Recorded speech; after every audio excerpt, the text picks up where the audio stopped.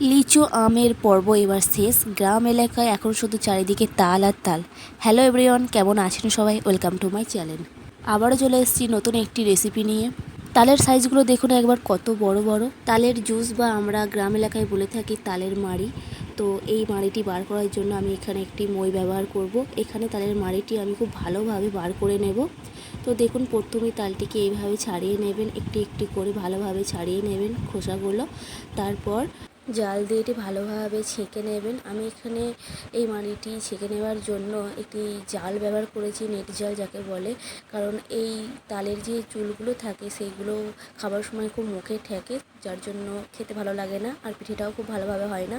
তো দেখুন ছেঁকে নেওয়ার পর কত সুন্দর লাগছে তালের মাড়িটি। এরপর আমি অল্প আছে তালের মাড়িটি ফুটিয়ে নেব। আপনারা এখানে তালের মাড়িটি ফোটানোর সময় খুব সাবধানে ফোটাবেন, কারণ যদি ছিটকে গায়ে লাগে তো ছোটোখাটো বিপদ হয়ে যেতে পারে, তাই এই কাজটি খুব সাবধানে করবেন। এরপর আমি চালের আটা আর ময়দার আটা ভালোভাবে ছেঁকে নিলাম। তারপর অল্প অল্প দিয়ে আমি এখানে একটি তালের ডলা তৈরি করব। তারপরে পিঠেগুলিকে বানাবো। নারকেলের পুরটা আমি আগেই করে রেখেছিলাম। আমি আজ বানাবো সিম পিঠে। তো দেখুন সিম পিঠে আকারে আমি এটা কেটে নিয়েছি। কাটাটা আপনাদের হয়তো দেখানো হয়নি, আই এম সো সরি, আমি পরের ভিডিওতে অবশ্যই দেখাবো। তো প্রত্যেক পিঠেতে আমি অল্প অল্প করে নারকেলের পুরটা দিয়েছি আর অল্প অল্প তেল দিয়ে এটা সেঁকে নিয়েছি। আপনারা এখানে ছেঁকে নিতেও পারেন বেশি করে তেল দিয়ে। ভিডিওটি ভালো লাগলে লাইক কমেন্ট শেয়ার করবেন এবং সাবস্ক্রাইব করে দেবেন। Thank you for watch time.